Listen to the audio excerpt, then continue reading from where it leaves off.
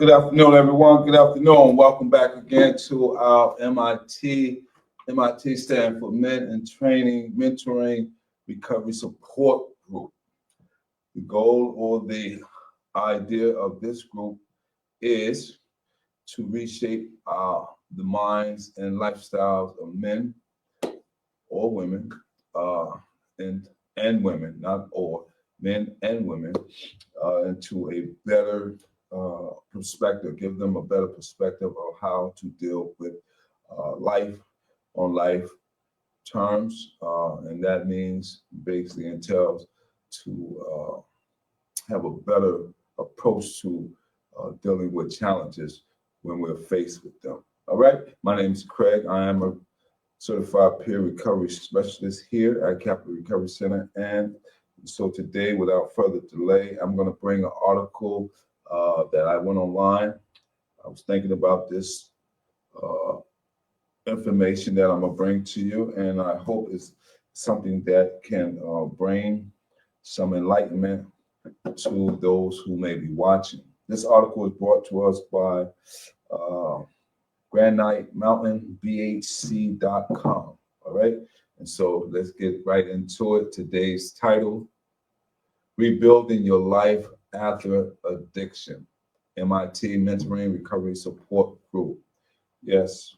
So this article starts us off by stating, suddenly entering a drug and alcohol recovery program and becoming sober is difficult enough, right? But rebuilding your life after addiction can only complicate things more. Initially, you have to conquer withdrawal symptoms and cravings to use again. Returning to the real world, all right, and continuing a sober lifestyle after spending years of substance abuse addicts can be like coming out of a cave, excuse me.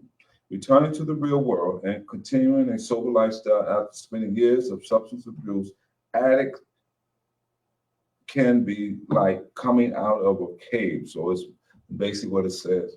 It's like you've been asleep for so many years, and then suddenly you wake, you become awakened, right? And so it's like sleepwalking. But this article talks about being in a cave for so long, and just imagine being in a cave, no light, darkness, and then you come out of it, and you get to see all the beauty that surround you, that you never realized that was there because of the darkness or state of darkness that you may have been in. The transitional process will require several changes, steps, and resolution that must be strictly followed to be successful. This is crucial if you're working on your recovery or recently become sober and want to continue that path after rehab. After spending an amount of time in treatment, the transition process of rebuilding your life after addiction can be challenging and will require several steps. Here are 10 steps to rebuilding your life after addiction. All right. Let's go over the 10 steps that this article wants us to know. Step 1, slow and steady wins the race. Slow and steady wins the race. Often those who are recently rebuilding their life after addiction believe they're suddenly ready to jump back right into the world, but they're usually realize quickly they're very far from being 100% ready. We get that quite often here at the Recovery Center. We may help someone get into detox, residential treatment. They come home after 7 days of detox, and they say, "Oh, I got it. I'm ready. I'm good to go." But a lot of times it may take longer. They may go into residential for a month, whatever the insurance covers, and then they may come back and say, "I got it. I'm good to go." But this article is going to give us some more insight why some people need longer treatment, and so we'll find out more as we read along. You'll feel reinvigorated and recharged and living life to its fullest, but you should moderate. Life pace will likely feel quite different now, and it might take time to reacclimate. But remember, regarding substance addiction recovery, slow and steady wins the race. All right. Number one, slow and steady wins the race. Let's go into number two. Make things right. Chances are, in the substance abusing days, you did bad things or failed during your previous lifestyle. Even though these things happened during the addiction era, these actions had still caused people to become upset or have animosity. However, most people, all right, or most loved ones will be happy to have you back healthy and sober and begin to realize the influence of old wounds can heal as time go on. It is crucial to quickly and efficiently find ways to repair any damage you previously caused and make sure you make things right. Make things right. And so, as the article make mention, a lot of times we have done some things that we may regret. A lot of times we have said some things to our loved ones, and we wish, that we never did those things or said those things. However, this article reminds us once we get sober and back on our straight and narrow path of recovery, we should make things right. And whatever that is for you, do it. For me, I had to make things right by showing things through my action. Last time when I was in my active addiction state, I used to make a lot of promises. I used to say, "Oh, I'm not gonna do it no more this time." And when I get back out in society, I'm not gonna use drugs. I'm not gonna be around people. I'm gonna get a job. I'm gonna do this, and I let my people down. And so this time when I finally got myself in tune with who I am, I said to myself, well, I know I see that my family members are looking at me with skepticism. Let me just do number one. Slow and steady wins the race. Let me just take my time and prove myself so that I can make things right. Step two. So let's move on to step three. Do what's expected of you. This is major. Another step to take when mending relationships with friends and family, and to find out what they expect and need from you and their expectations of your behavior when dealing with them. For an example, if you began using drugs and alcohol as a teen, and now you're in your late 20s, the early 30s, life has changed. You may only remember things back when you were sober and a functioning family member, but those roles and expectations in those relationships have also changed.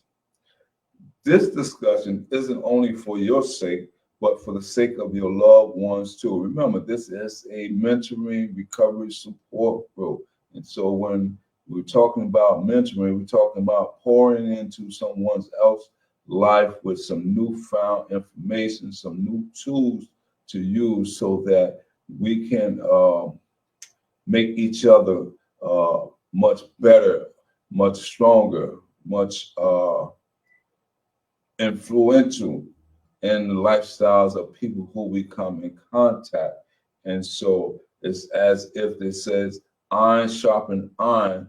This is the information here. It's like we're shopping one another by learning new steps in ways that we may have thought about, but we never took the actual steps. And so now today we're actually taking steps. All right. And so we're talking about do what's expected of you. All right. It says this discussion isn't only for you, for your sake, but for the sake of your loved ones too.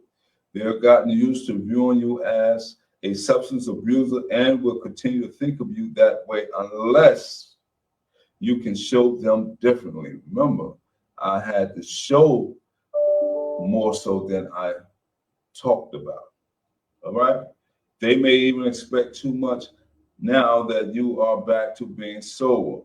Follow the rules and do what's expected of you to help make loved ones view the present and form more practical standards moving forward. All right. And so basically, be ready for the challenge. All right. Step up to the plate. Be ready for the challenge because if you're coming out of any type of rehabilitation, whether it's substance abuse or incarceration, uh, quite sure you have gained some tools. And so now you're ready to restructure and put things back together by doing what's right. Hopefully these steps, we're going over 10 steps. So we are on step number 3. We just went over step number 1, and that is number 1, slow and steady wins the race. Step 2, make things right. We just talked about step 3, do what's expected of you. All right. Step 4, follow through. Life after rehab will be tough enough adjusting to life and finding time to discuss in detail what is expected of you. But now that friends and family have given you the ground rules moving forward, now you have to follow through on it. You beat substance abuse and addiction, and now the time has come to change other habits correlating to how you relate to others, things you do for them, handling obligations, and more. People you speak with may be duly impressed by the interest you display and what they believe and require to consider their expectation. But what will impress them and help form a solid relationship is by following through on your commitments now and long term. All right. So, if we say something, we must follow through with it. And so don't be afraid. Let me just say this. Don't be afraid to fail. A lot of times we so hard on ourselves and that we be so fearful of failing. Remember, failing or relapsing sometimes is the process. Those are learning lessons, all right? Those are learning lessons. We can grow from that. We can learn how not to go down that path again, or what not to say, what not to do, all right?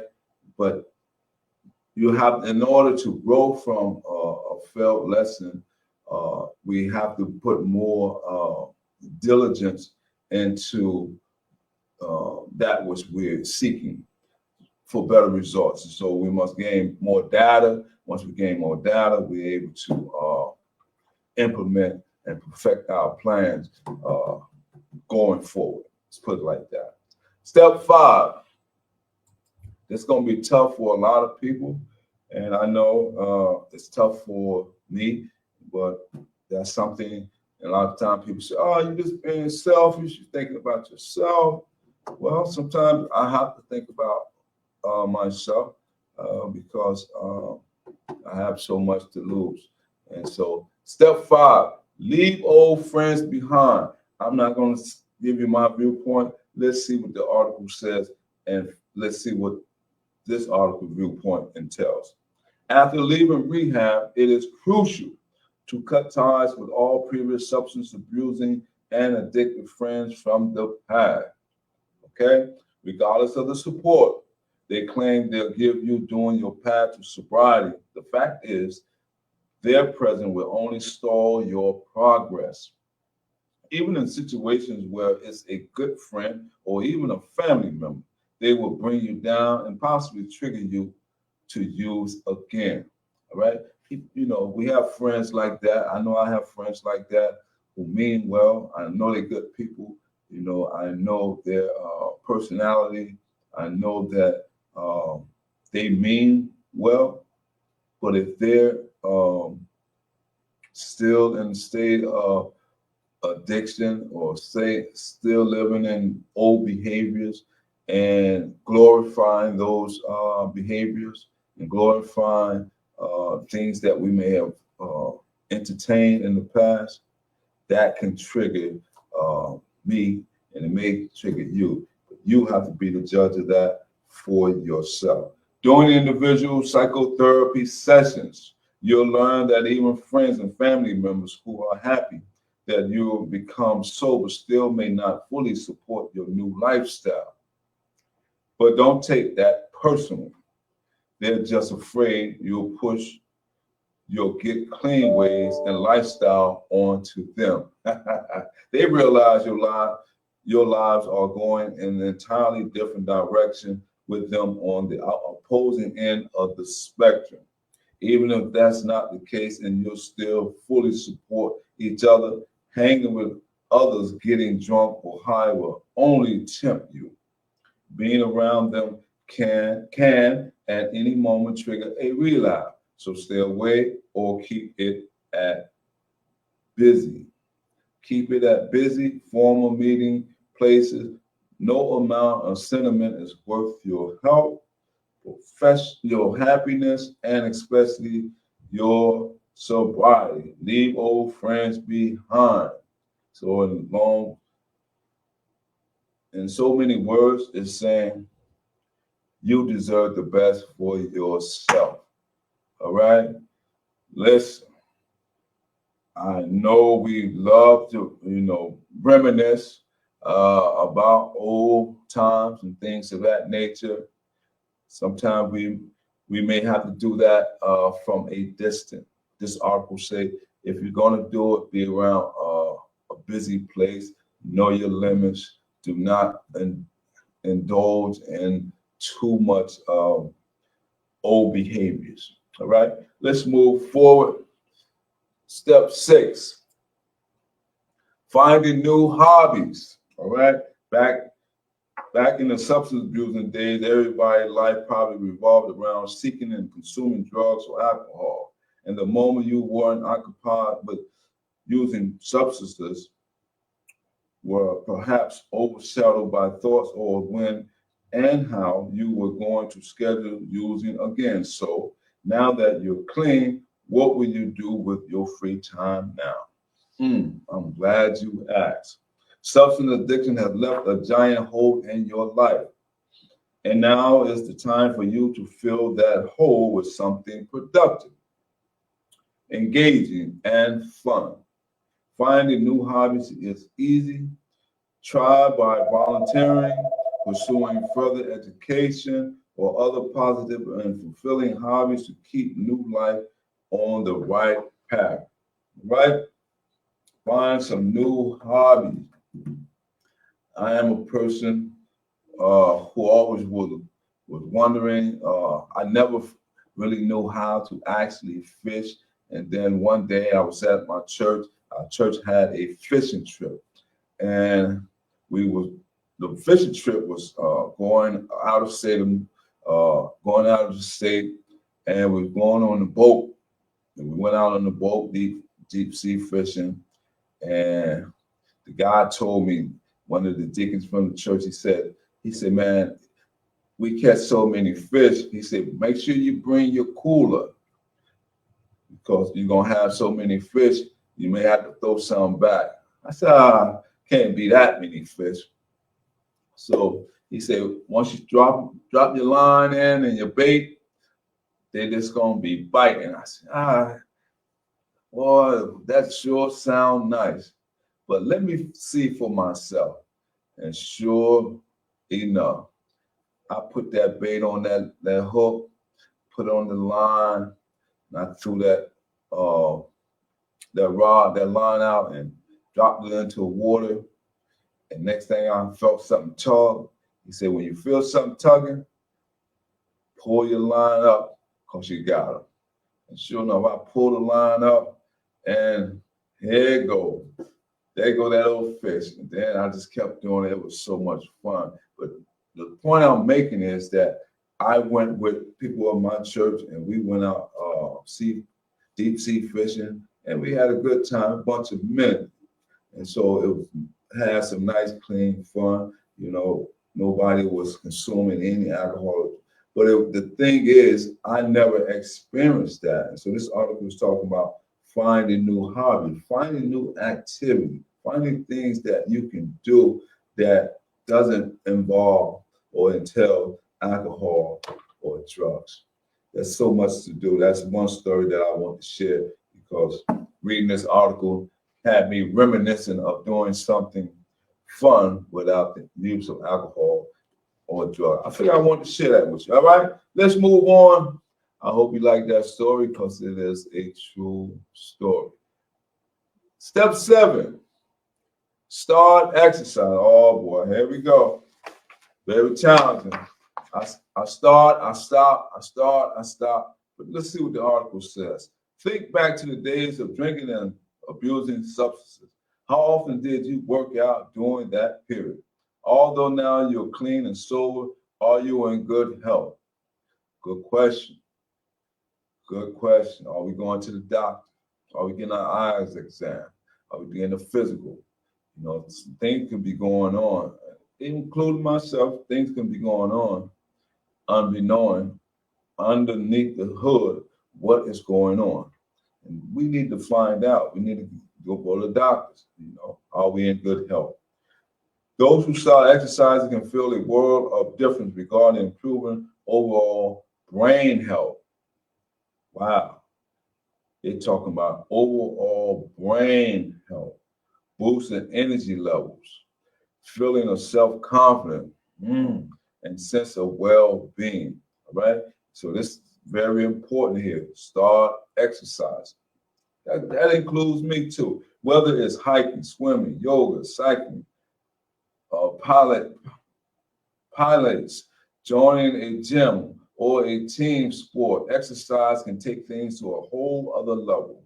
Another reason to start exercising is to meet others dedicated to living a healthy lifestyle, which will help support your newly found healthy habits. All right. What's coming up? What's coming after number 7? After exercising, what should we be doing? Oh boy, I know. Here we go. Now you want to talk about exercising, eating right. Start dieting. All right. Like most people who spent years abusing substances, you likely didn't have the best diet throughout that period. Your body's condition is influenced by what you eat, and it may now be showing signs of malnutrition caused by long-term neglect. It is crucial to minimize fats, cut junk foods out from your diet, cut out sugar and unhealthy food, and eat fresh fruits, veggies, fish, lean meats daily. Also, drink lots of water and cut back on coffee or energy drink. Oh, man. Now, these two, step 7 and step 8, I was doing all right until we got to step 7 and step 8. And that's when I started to feel a little tense because I know these things that I should be really doing. And so I have to make time. So it's all about time management also. We really have to learn time management. And so you may say, well, I want to do it for an hour. Well, you might, when it comes to exercise, you might don't,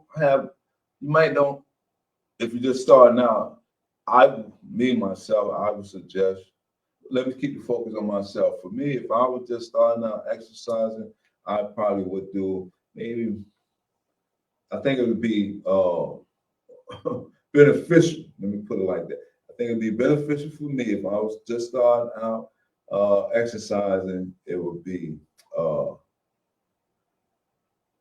consider my age and considering how long it has been since I last exercised. I probably start about 15 minutes. Do a good 15-minute walk, something like that, or some exercise, some jumping jacks and things like that, toe touches. A good 15 minutes tops or 20 minutes. right? And then if I would start dieting, I would have to cut back, or I drink coffee. I'm guilty.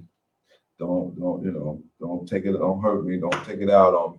But yeah, I'm guilty of that. Maybe I need to just cut back on coffee or just stop altogether before I get into the fruit and vegetables and fish and lean meats. That would have to come later. All right. A comprehensive health change won't happen overnight. I'm glad this came on. This article says a comprehensive health change won't happen overnight. That is 100% right, especially for me. But over time, your taste will change and you'll start craving healthy food. Next, you'll begin to see extraordinary changes in appearance, woo, immunity, energy level, and overall health. But it only happens when you start dieting, right? So it ain't gonna just happen overnight, and it ain't gonna happen unless I make it happen, unless you make it happen. All right. Let's get into step 9. We coming home to the home plate. Step 9 says get plenty of rest. All right. Whatever your sleep schedule was in the substance abuse era, it probably wasn't very conductive. All right. Oh, conducive, excuse me, not conductive, conducive to providing good mental and physical health. Staying up all night and sleeping all day, along with broken sleep throughout the night, did not help your health or mood. Good multiple days without, going multiple days without sleep and then crashing are only a few basic models of sleep schedules that qualify as rest for a substance abuser. Chances are you'll be surprised to see the difference sleeping for 8 hours every night can make. It can help convert into a far better mood, higher energy level, sharper mental alertness, better health, and more. But it all starts with getting plenty of rest. All right. So they give us some tools to work with. All right. It just don't just give us some information and leave us there. It give us some helping tools or some insight of what these methods can be utilized and can be once they utilized and implemented, they have some good profound results. All right, so it doesn't just give us some information and leave us there. It lets us know on the intel or the other side of the coin, these are what can happen, or these are what some of the results. It can help convert into a far better mood, high energy levels, sharper mental alertness, better health, and more. All right? But it all starts with getting plenty of rest. All right. Wonderful, wonderful information. Step 10, set and accomplish goals. All right? We want to set and accomplish goals. The most crucial step to take following substance addiction rehab is to figure out your life goals and set about following them. This will help you, this will help put other positive things in motion. Now that you're headed along a solid path towards your dreams, like exercising, getting plenty of rest, and being good to loved ones, will eventually fall into line. This an especially significant step to practice since you'll probably not set any meaningful goals due to your substance abuse. Now, your new future is a blank slate. Your new future, my new future, is a blank slate. And you can decide who and what you want to be, accomplish in life, but you must make that decision and carry it out. So we have to make that conscious decision to want to change for the better. And I hope these 10 steps that I just shared with you, remember, today's title is Rebuilding Your Life After Addiction. M.I.T stands for Men in Training or Women mentoring, recovery support groups. All right.